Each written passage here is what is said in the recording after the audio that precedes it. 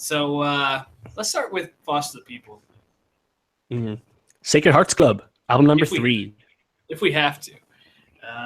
Foster the People, if you've been to a festival in the last 2 or 3 years, you've probably seen them about 6 times. And they'll be at the Meadows this fall. But they'll finally be playing new music because Sacred Hearts Club came out, and it's okay.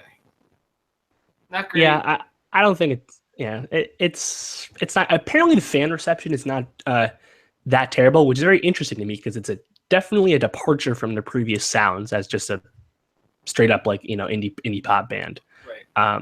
So this basically is going full pop, really relinquishing any rock elements.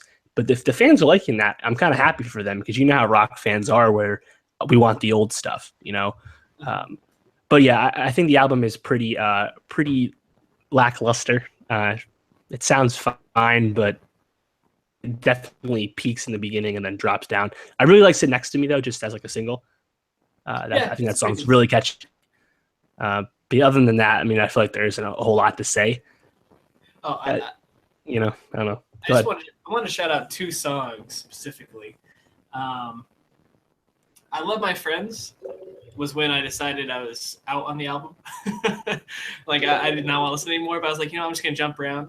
I jumped to a song called Loyal, like Sid and Nancy. And I was just like, yo, what the fuck is this shit? This is that song, not only like what it was talking about, but just the way it was constructed. I was like, this is like whack song making.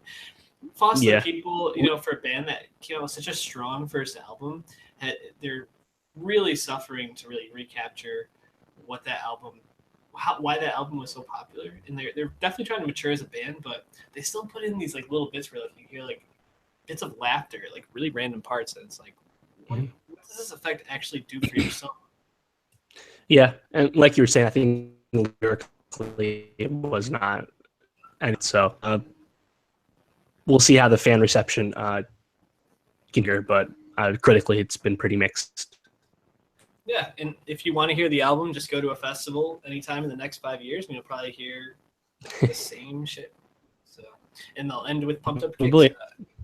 So.